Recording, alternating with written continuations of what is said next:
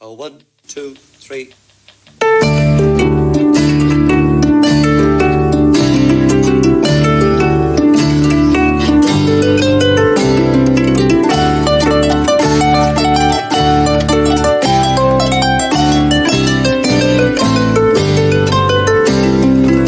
Kate Mila Falch, you're very welcome along to the Brian and Kieran Warfield podcast, the ramblings of two Irish balladeers, featuring Brian Warfield of the fierce and mighty Wolfetones and his son Kieran, that's me, of the band Catalpa, and also of the Bandwagon Bus, Dublin's only musical ballad tour on wheels.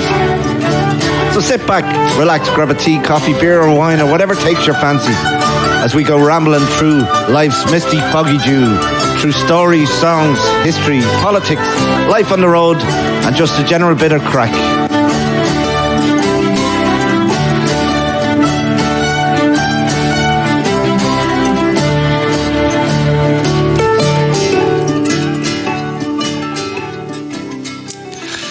Okay, so you're very welcome along to episode number 6. And, oh my God. I know. 6. Yeah, it's flying in.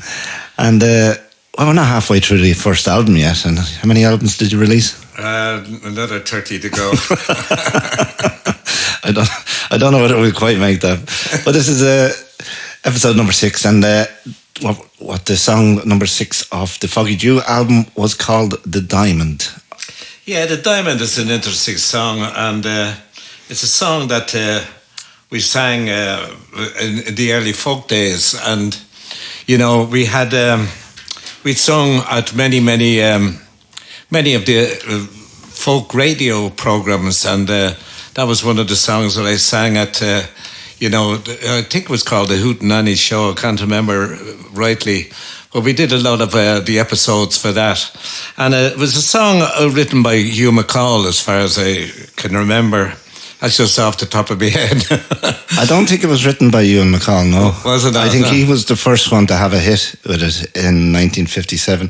The song was actually the Reckon that was actually sung on the ship, The Diamond. Do you know the history of the ship, The Diamond? No, I don't. No. I'm going to give it to you. You've been researching, you devil.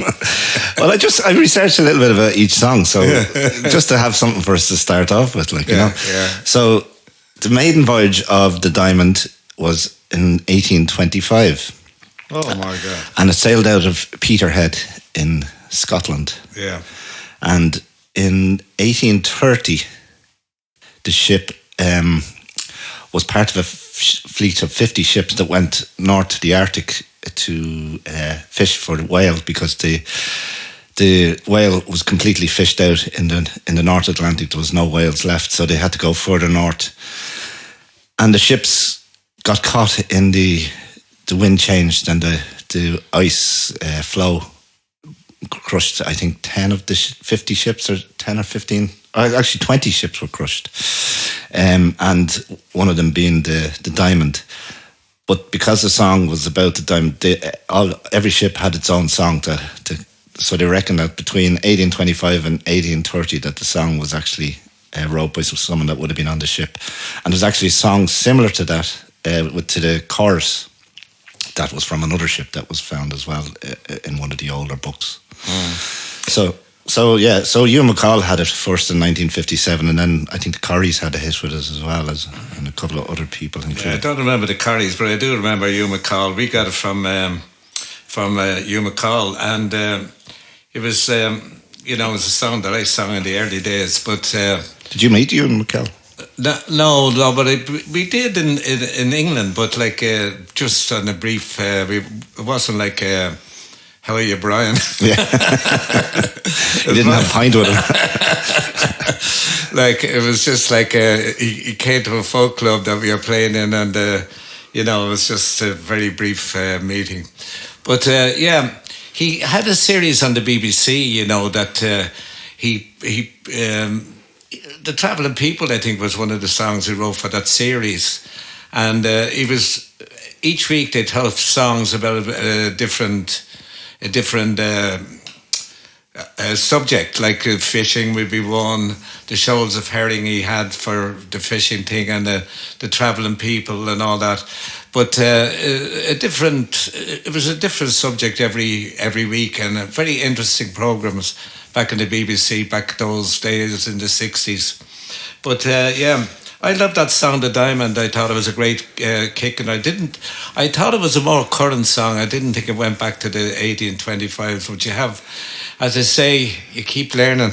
Yeah. The longer you live, the more you learn. But I don't think anybody knows. That's just an opinion of someone that was writing, a book on it, or not a book on it, a piece, like a blog, I suppose, for want of a better word. So, but the first, as I said, the chorus goes back to other songs. So, but the one thing I noticed about the sea shanty songs, there's always great choruses. The choruses are always so give you. Let's cheer up, me lads. Let your heart never fail.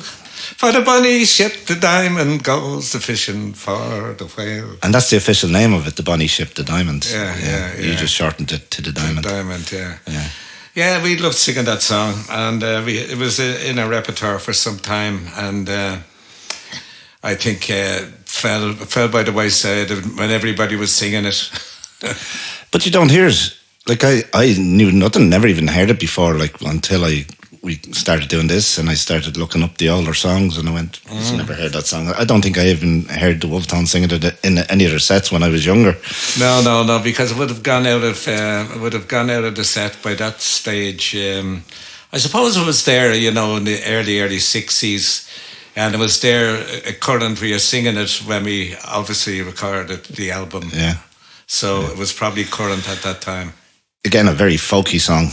That's what great song, and that's what the Wolfetones were doing all their lives. It's still right up to this day. Like I've written like songs like The Merman about a great seafaring tradition in Ireland, and the great sea stories that we have in Ireland. So it's not just back then that we were singing songs about sea shanties or stories of the sea. The Irish people have great stories of the sea. We're an island nation. We have great songs. You got the Mermaid. You got the Mermaid, isn't it? On Friday morning we set sail. Oh yeah. Yeah, the Mermaid. So I brought the one out for the Merman. Just Man's lib. On International Women's Day, you bring that up. Well, it won't be when this goes out, will it? But having read a bit about it, it got me thinking about the famine ships that were going out of Dublin. And when I was in work last Friday, I passed by the Jeanie, Johnston. Yeah, great. I took a trip on that. And the statues, as you walk down, that they're walking on there. And it just, every time I drive past it, it's so poignant to see the statues that are carrying, especially the woman that's carrying the child, and how emaciated she looks, and then you go past the Jeanie Johnston and you see that. And I remember when I was working with Waltons, when I used to travel around Ireland, I used to sell into the place where they were building the Jeanie Johnston, and it was being done through not Anco, what was it called afterwards? Foss. So it was being done through Foss down in Blennerville. I remember even before it did its first voyage, your man gave me a tour around the boat, and I remember how small it was. You did a video on that, did you? We did it on the other one. The one in? Down in Waterford. Yeah, down in New Ross. New Ross, down New Ross, County Wexford. The Dunbrody. Yeah. We did it on that, and so it's on our video. You can get that if you want to have a look at it. It's on on video, and we recorded the song about the crossing. It's called The Crossing, and it's about the voyage across to America during famine times.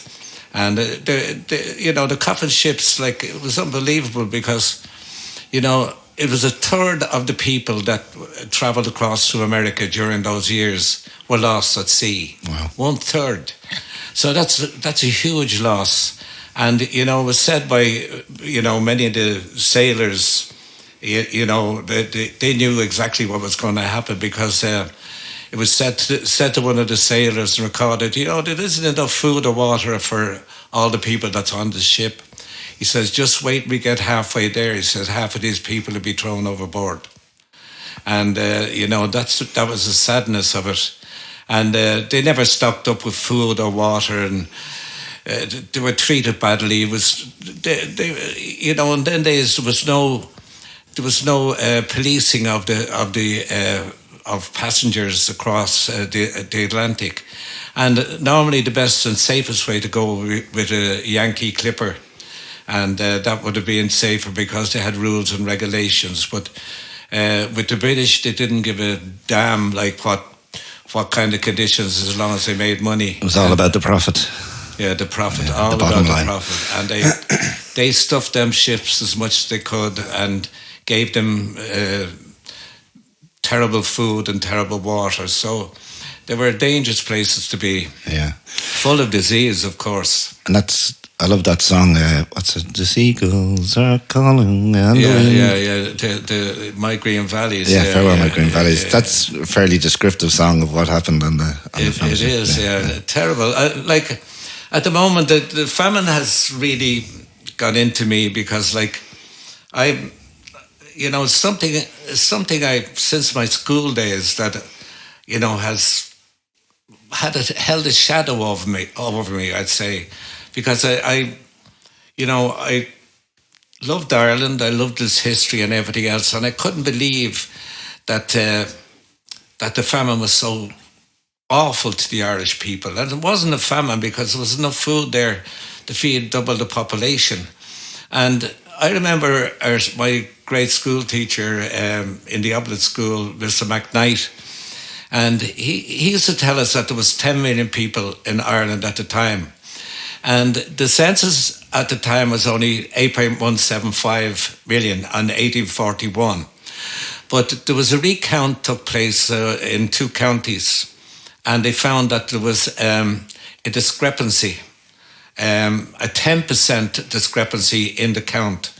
Now, you can imagine one of the counties was County Louth, the small county that was on the east coast that could be fairly well policed and fairly well counted, that they found a 10% discrepancy there. Can you imagine what kind of discrepancy was in the west coast, where they couldn't find the people and everything else, and there were people were upside the hills and everything else. So it was, to my mind anyhow, that the 10%, if you apply that to the 8.175 million people, 10% would be almost close to 9 million people in 1841. That's if you only give it a 10% in the West. But so that would bring it up to 9 million. And remember that 9 million people would have had a birthright right up to the famine, and probably right up to 1846, when people were still having babies and still, could breed, have families and everything else. But after the famine, when the famine occurred, as we call it, we shouldn't be calling it, after the Holocaust, it changed, and people stopped the baby count and went down to very small proportions. So the loss was not only the loss of the people, but it's the loss of the people that could have been. Mm. So if you add all them factors in together, you'd arrive somewhere around 10 million people. So I think my school teacher, Mr. McKnight, had it right. Yeah. And history books don't say that, by the way, except for Cecil Woodrum Smith. She, in The Great Hunger, she acknowledges the fact that there was a recount. Yeah. They try and sort of rewrite it out of history, doesn't it, really? Well, they try and make it not so bad, you see. I remember, what's my good friend's name? Finbar? Oh, no. Oh, I know. The other one, what's her name? She's double barrel name, doesn't she? Yeah. Ruth Dudley. Ruth Dudley Edwards. Yeah. I remember when it came up for the 50th anniversary of the 100th anniversary of the Great Hunger. She was like a paid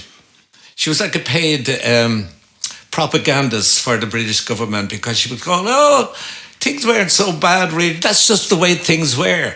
It's not just the way things were. Mm. England was then the richest country in the world, and it was controlling lots of the world, and they couldn't find even 10 million pounds to save Ireland. They couldn't leave the oats in Ireland. Daniel O'Connell said, please, just leave the oats in Ireland and the people will be fed. They didn't do anything like that. It was like they didn't care. They took it as an opportunity to get rid of what they called the Irish problem. Yeah. And it was definitely, and many of their own ministers said it, a policy of extinction. Wow. And I think it had a profound effect on Ireland for a long time after that, and the people, Of course, yeah. And not alone in the whole culture of Ireland.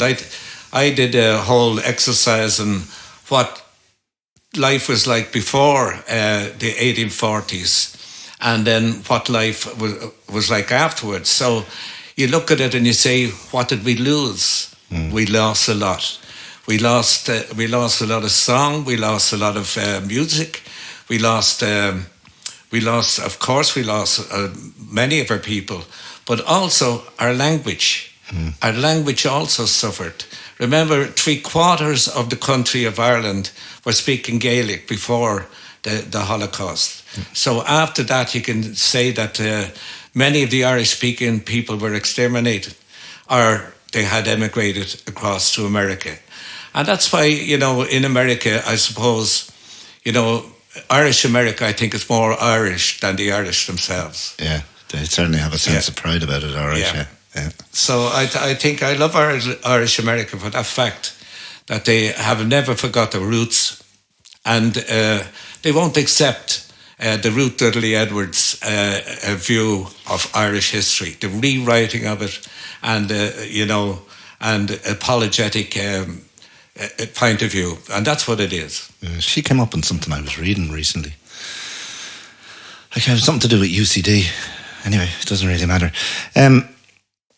Have you been to the Famine Memorial in New York City? I didn't get there yet. No, I didn't get there, and I think we left obviously because of the coronavirus. We left there last on the 15th, just before Patrick's Day, and it was like a ghost town when we left. Yeah. So we didn't. No, I never got down there, and I didn't have enough time in New York City to get to visit it. But I will get there one day. Is it only recent? Is it? It was there for the 150th anniversary, I think. Right, that's when it was done for. Yeah. I like when I was in New York, which is a good while ago. I don't ever remember hearing or seeing it, but no, it wasn't there. Yeah, I'll definitely get across and see it myself one day. Going back to the Jeanie Johnston, when I was down there, I remember the guy that would give me the tour. He was obviously one of the people high up and very involved in it. And he was telling me that Jeanie Johnston, I think this is when I was working with Walton, so it would have been 1999 or 2000. And he told me that no lives were lost on the Jeanie Johnston. That's right, yeah. It was one of the only ships.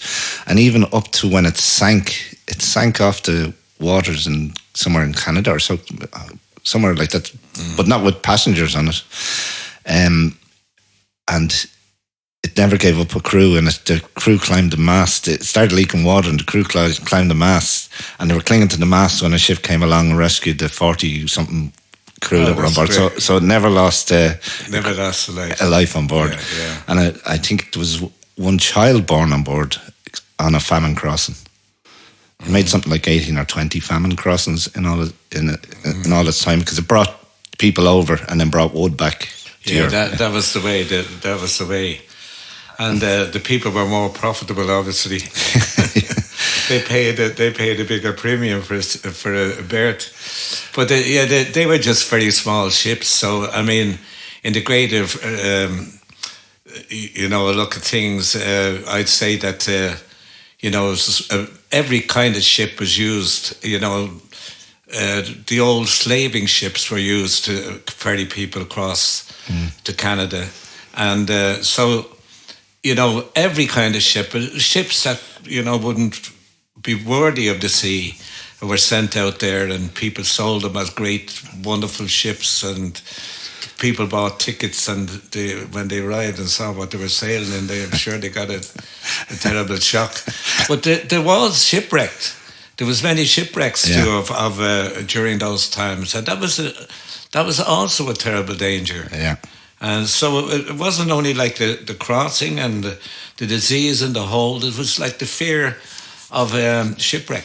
Yeah. But even in the Atlantic Sea now, on a modern ship, when the sea gets rough, it's I've been on a ferry trip coming back from now it wasn't on the Atlantic, but it was coming across from after Ireland played France and Thierry Henry robbed us, and that boat should never have left Le Havre, and I never forget that crossing. Like the water was gone over the top of the ship. And that's the Atlantic. Well, it wasn't quite, but it was just a perfect storm. So, you imagine, some of the storms that come off that Atlantic Sea, are just incredible. So, and they were only timber ships, and them little ships. I mean, you can imagine, the way they were tossed about, and people in the hold. They were battened down in the hold. They were left there with, no facilities, no toilet facilities, no washing, no water, and vomit. People, seasick. Yeah, seasick, and and doing their toilet and everything else. So I mean, the stench in the hold was terrible. Yeah. And they wouldn't open the hold until the storm went, because the water would go into the hold and then everyone would be gone. Yeah. So they battened down the holds. Yeah. And to give people an idea, the Jeanie Johnston didn't pack them in. It was probably one of the ships that were very careful of how many the captain brought on board, and the captain was commended for it afterwards. But the Jeanie Johnston's, I think the max amount of passengers they ever took was 260. Mm-hmm. And the replica that is in Dublin Port today is only licensed for 40 people. so there you go. And then they had to build a double hull in it, because there's a steel hull as well. So I mean, it was just fun. But it's amazing. I have, as I said, I've been working on a Famine musical thing, because I think the story has to be told and get out there. So I've been working on it for years, but I think it's coming close to fruition at this particular stage. But it tells a story basically of families living in the 1840s, and it's a love story, kind of my Romeo and Juliet, and from two different families, and the pull of each family. The families were enemies, and then the famine comes on the whole thing, and the evictions and all the things that come in, and so it's. I wanted to tell the story that people would understand it through feelings for human beings or for other human beings, how the normality of the 1840s went into catastrophe after the potato failed. So that kind of thing, where you had the music, the funny man, the fella, the joking, the dancing, the singing, and all that, and it hits a brick wall, and they have to somehow get away and get safely away to the New World, America. Yeah. And you've written all the music for that now, have you? Yeah, I have all that done, and now we're held up a bit during lockdown, but I've the first half now finished, and I wanted to get it to people interested in it, so I want to get it to them as soon as I can. Give Spielberg a ring; he'll do a good job of it. Well, no, I think it's going to be a great story. I think it's going to be a very successful musical. I love the music. It's very powerful, and it's also sad. It's also happy. It's very difficult to make an entertaining play or musical out of such a thing as a famine. Yeah. But I think I have succeeded in that. So I'm looking forward to the day that will go on stage. It would be a great achievement, though. And I know it's something that you've been hugely passionate for a long, long time, because you've read a lot of books about the famine and you've done a lot of research and stuff like that. So, yeah, well, I think if you want to read a little bit that I did, it's on our website at the history page there, and I give the conclusion, my conclusion to what everything I read about the famine and everything I read, and I come to certain conclusions and I put them up on the website. That's at the Wolfetones official site.com. Yeah. www. Give me more porter. Yeah, so yeah, I'd be looking forward to that. And going back to plays, I was watching an old clip of you and Zosimus. And I remember going to the Olympia Theatre to see that. Now, I don't know what year that was. I think it was about 80. I think we'd only moved in here, so that would 81 or 82, probably 81. I think 82, because my mother was at it and she died some time after that. So that she was at that concert. Yeah, but it was a story. It was a story of Dublin in, I guess, the 1870s. And you got to work with Frank Kelly. Yeah, Frank Kelly, a great guy, and Anna Manahan, two great actors of the Dublin stage, and fantastic people. And I can't remember it fully, but I do remember being seniors on stage and you were all in the gear and we were in the dress up in the 1840s. And for anyone that's curious about it, if you look it up, I'm pretty sure it's on YouTube or something like that. I guess it was called Zosimus. Zosimus, yeah, Wolfetones and Zosimus. Yeah. And you'll get it. Zosimus, for those who don't know, was a great Dublin ballad singer and ballad writer. He was blind, and he composed many ballads, and some of them still being sung today. In Egypt's land, contagious to the Nile. That's a great song. On Egypt's land, contagious to the Nile, old Pharaoh's daughter, she went to bathe in the style. And she took her dip. Everything's in Dublinese. The whole song is in Dublinese. Maria. What does Maria mean? Maria means it's like don't mind it. It's a joke. Maria. It's like it's a joke. It's a lie, and it's not real. That's kind of Maria.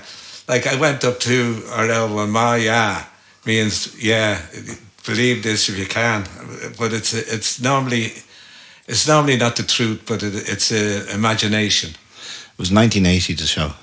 1980. There we go. You were on the Late Show in 1980 with Frank Kelly and Gay Byrne. That's it. Yeah, another claim to fame.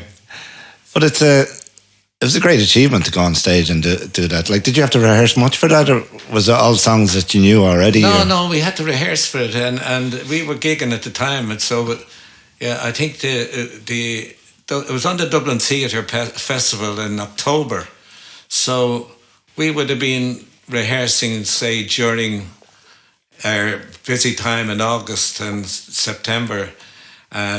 Excuse me. For anyone, that's because he's drinking Coors Light here. We're at it's an evening gig here tonight, so we're not doing it. We're having a little sup, but that was the wind in the willows. But we had the rehearsals in almost 3 times a week. It was tough because there was a lot of songs, different songs to remember. The words were all new, but we went through it. We enjoyed it, and it was another experience. At the moment now, I was asked to do a part in a small film that's going to go out, be recorded shortly. It's called The Parting Glass. All right. And The Parting Glass, it's based on the great song, The Parting Glass. Yeah. And I played the outfit that dies. Well, the outfit part suits me, but I don't know about the dying part. But it's a cute little story, but it's yet to be done. And is it a full film, like a feature-length film, or just a short story? A short story, short film. Yeah, right, okay. Short film. You can't make a big movie out of it. No, I suppose. Yeah. Well, it depends. Yeah, if you want to exaggerate, it'll be all pea drunk at the end of it. Yeah, but so your ambition would be to see that on Broadway at some stage, would it, or would you just be happy to see it in the Olympia or the Gaiety Theatre or something like that? No. I feel that Irish America will be very proud of it, and I think that if it gets staged in America, which I would hope to aim for, it's the American story. It's the Irish American story, because like the American story is from many different peoples that came there, but the Irish story has that terrible catastrophe of the famine in the background. And when you read stuff about the ships arriving in from Germany and from Holland, and all the people looking healthy and the people looking, all dressed really well and everything else, and then you hear about the ships coming in from Ireland and people with rags on their back and, with no money in their pockets and probably run down from no food or lack of proper nourishment. So all those things full of disease. It's a shame to read it, because like every other country could look after the people, except we could do nothing about it, because the power was in the hands of the London Imperial Parliament, and they decided that they weren't going to save Ireland or the Irish people. Yeah. And I think it was because the Irish people had fought for repeal with Daniel O'Connell for years, and he was mentioning, not one drop of blood is worth the freedom of Ireland. And, he said passive ways were the way forward, peaceful and passive ways. But, that didn't work out for the Irish because he spoke as Blarney for a long time and he achieved nothing at the end of it. They wouldn't even give him the oaths, at the end of the day. So what I think other people like the Young Irelanders and saw the lesson in Daniel O'Connell trying to give peaceful meals and passive ways a chance. It never worked for them, so they said, well, it's not going to work for us.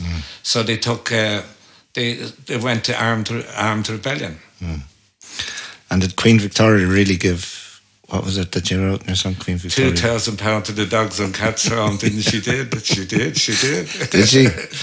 Well, it's a story that I heard as a young boy, and I think I heard it from one of the schoolmasters, but people have denied it since then. They say, no. She only gave £20. That would have been a huge amount of money back then, wouldn't it? Yeah. But people have denied it, but there's no doubt about it. She had it in her power. She came to Ireland, and it cost us, millions of pounds to decorate Dublin and decorate Cork and put up facades and all kinds of arches, triumph arches that didn't exist beforehand and were taken down afterwards. So it was a huge amount of money spent on her visit coming in when it could have been spent on saving Irish people. Yeah. And that's how the Dubliners got their Jackie name, wasn't it? Yeah, it was they waving their little Jackie flags, the Union Jack.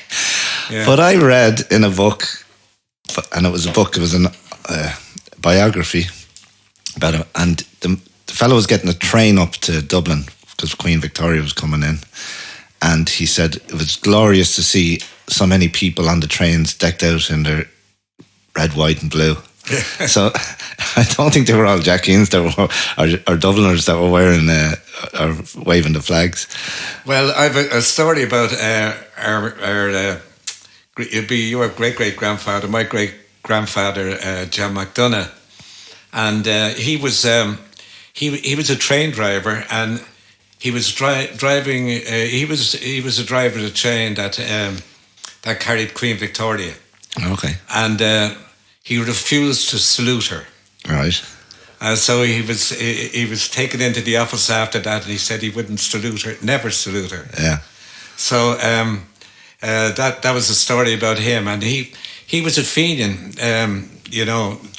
during the Fenian times, but so he wasn't going to salute the Queen. Did he get reprimanded over it? He did. Yeah. He did. Yeah. Good on him. Yeah. It was worth it. Yeah. But he did. He refused to salute the Queen, and my father always told that story. Yeah. I've been last time I was over in New York. I took a trip out to Ellis Island, and I'm sure you've been on a good few occasions, probably. No, just once. Yeah. But I got the ferry out, and I was there by myself, and because Phil, who I was doing a few gigs with over there, he went on to Montana, I think his brother was living in. And I was by myself, and just the power of the place, walking around it, just was an incredible feeling. I don't think I've ever got it anywhere else. Like, I've never been to Auschwitz or anything like that, but in Ellis Island, you could almost feel the humanity walking through the place. Like, it's and people were leaving places that they love, or leaving people behind that they loved, the mothers, the fathers, the people that couldn't travel, the sick, the grandmothers, and going on this horrendous voyage across. They knew they'd never see them again. That's why they had the wakes, wasn't it? Yeah. It was almost like someone dying. Yeah. That was afterwards they had the wakes, but I mean, during the awful times, they didn't have any kind of celebration in leaving, just they left. And,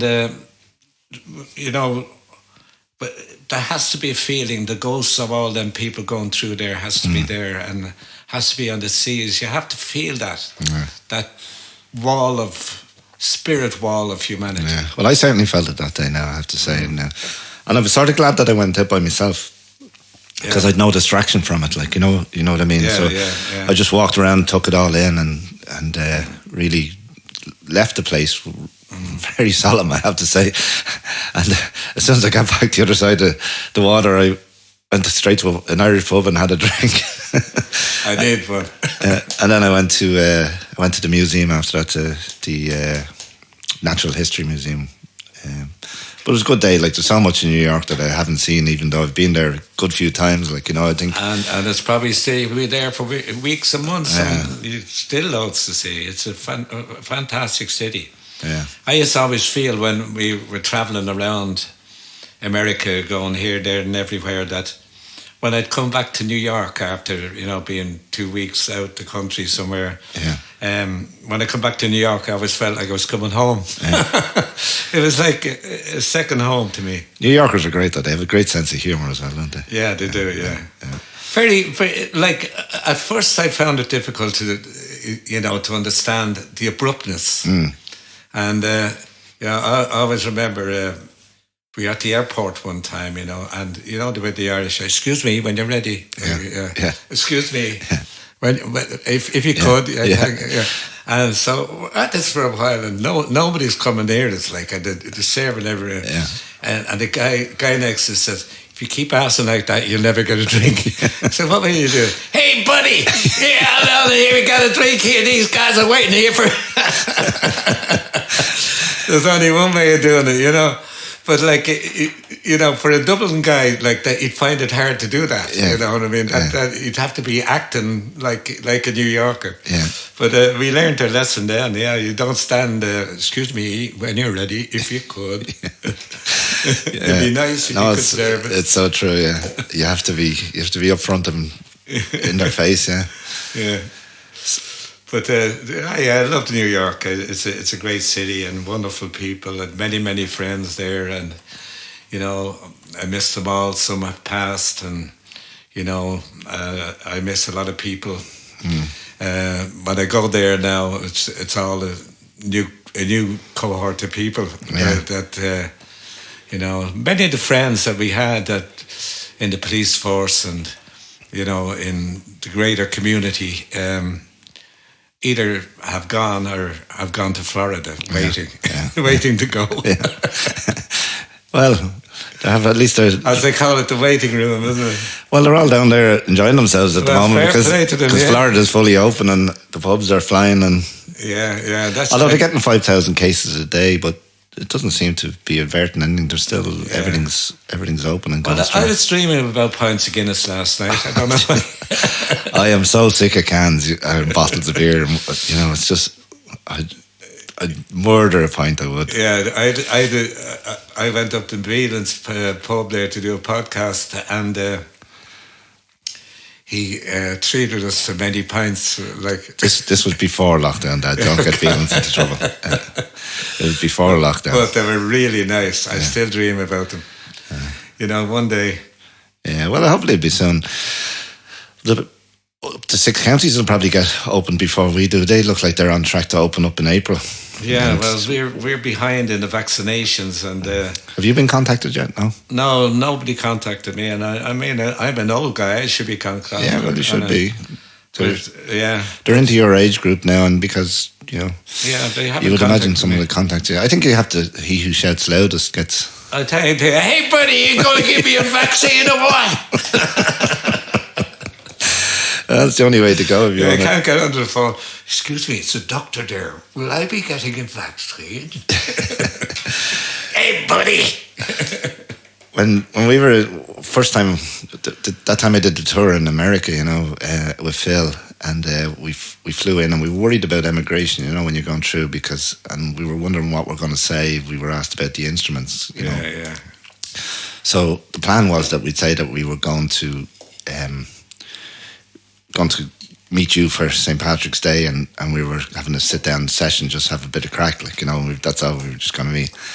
So when we came to emigration, because we didn't do it in Dublin Airport because it wasn't there at the time, we came through, and the guy says, what's the instrument for? I said, I'm meeting my dad, and we're going to have a sing-song. He says, what, did your dad live here? I said, no, he's on tour. He says, what do you mean on tour? I said, well, he's working here, he's on tour, he plays with a band.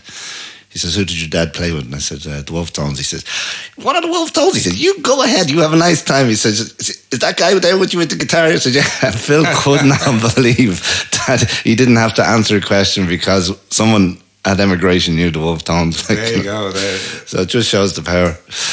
The magic word. So, other than that, how was your week, Dad? Well, I think everybody's getting fed up now. I'm kind of sick of it. It's like Groundhog Day. You've nothing to look forward to or something like that. But I'm out in the garden there. Lucky enough, for the past week, we've had great weather, and it's been great. I'm out trimming trees, and I'm getting the wood and chipping it up, and I've loads of jobs to do. Like, it's not like I've nothing to do. There's a million and one things to do, and then I've been doing a bit of writing too, and so that's took up time. It seems like I've plenty to do. I don't feel like a bored or anything like that, and so yeah, I'll get through what I want to do, and the days just fly by. Yeah, no, they are flying by. I can't believe it's not like a day now. It's like a minute. But you've nothing to base it off. That's the problem.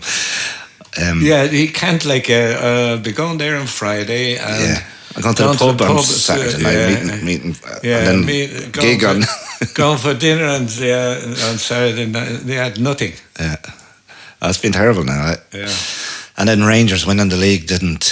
Oh, sorry, we call them Rangers, or we call them Sevco, or we call.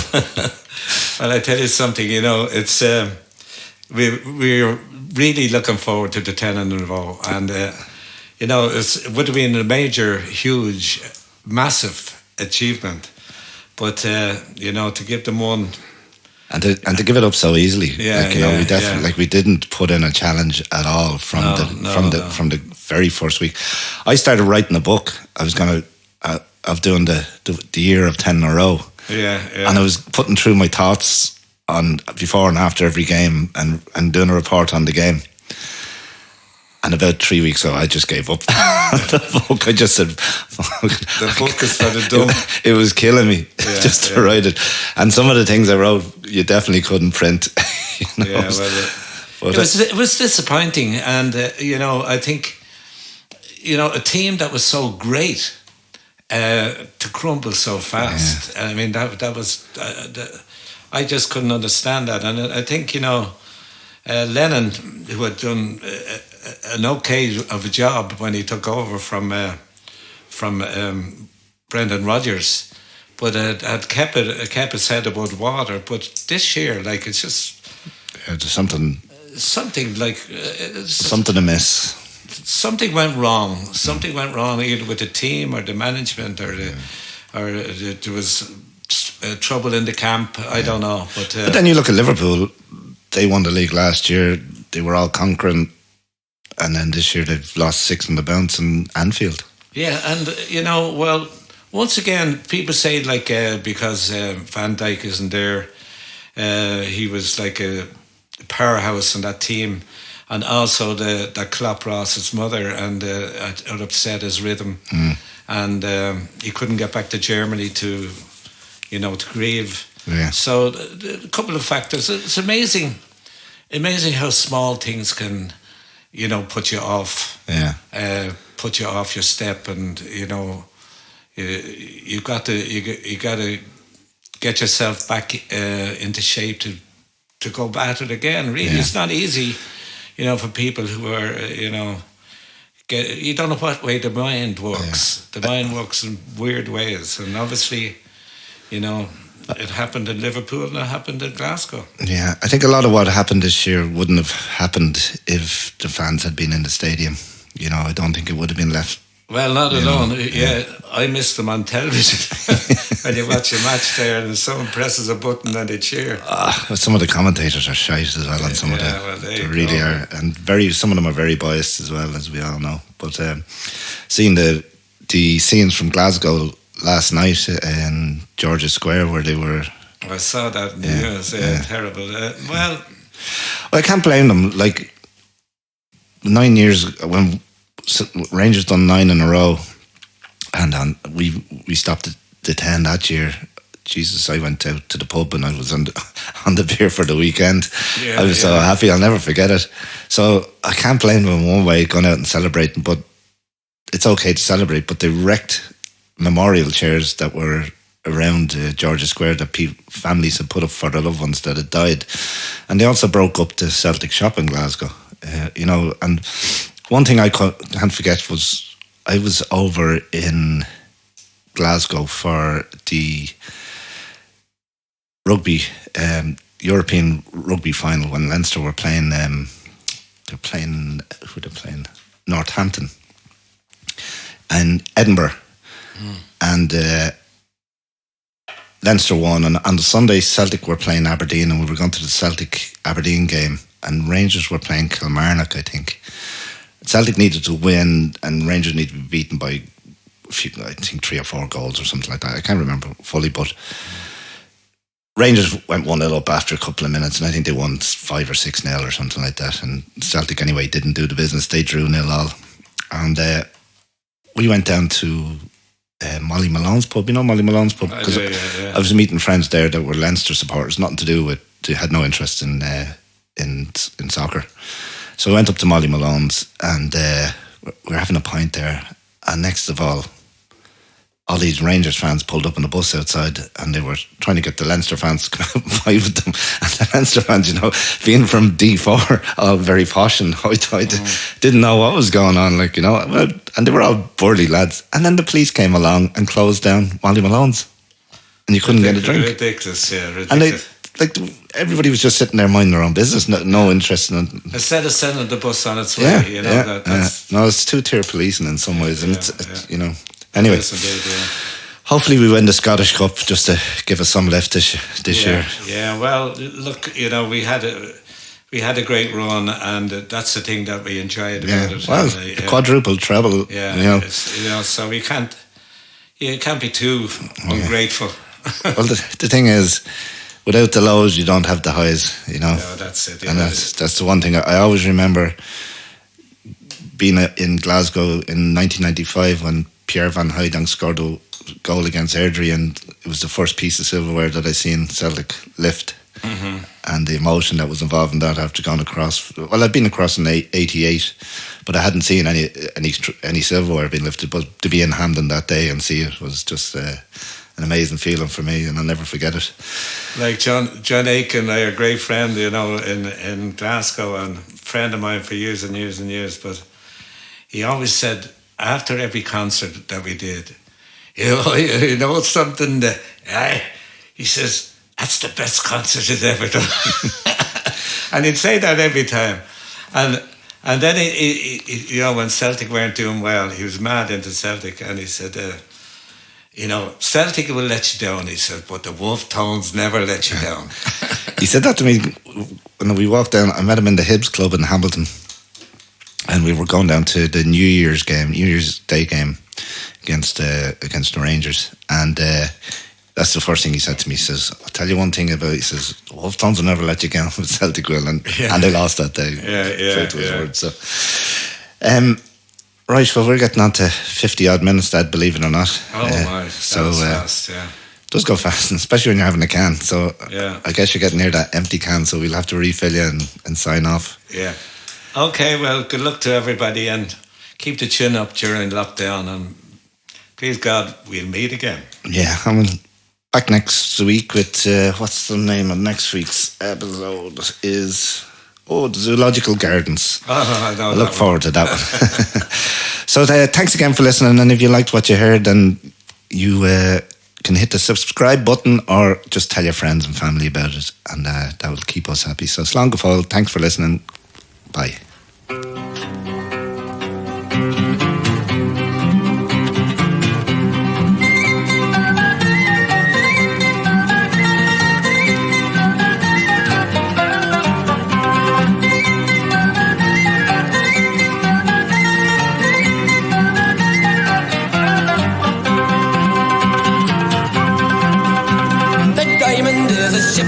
For the Davies Strait she's bound, and the key it is all garnished with bonny lassies round. Captain Thompson gives the orders, let's sail the ocean wide, where the sun that never sets, my lads, and the darkness fills the sky. So cheer up, me lads, let your hearts never fail, for the bonny ship the Diamond goes a-fishing for the whale. Along the quay at Peterhead, the lassies stand around, with the shawls all pulled around them and the soldiers coming down. But don't you weep, my up on the wheel, as though you'll be left behind, for the rose will bloom on Greenland's ice before we change our minds. So it's cheer up, me lads, let your hearts never fail, for the bonny ship the Diamond goes a-fishing for the whale. Here's a health to the Resolution, likewise the Eliza Swan. Here's a health to the Battle of All Montrose and the Diamond Ship of Fame. We'll wear the trousers of the white and the jackets of the blue, and when we return to Peterhead, we'll have sweethearts and you. So cheer up, me lads, let your hearts never fail, for the bonny ship the Diamond goes a-fishing for the whale. Oh, it'll be a bright day and night when the Greenland boys come home, with a ship that's full of ale, my lads, and money to either name. We'll make the cradles fit to rock and the blankets what to tear, and every lad in Peterhead sing hush-a-bye, my dear. So it's cheer up, me lads, let your hearts never fail, for the bonny ship the Diamond goes a-fishing for the whale.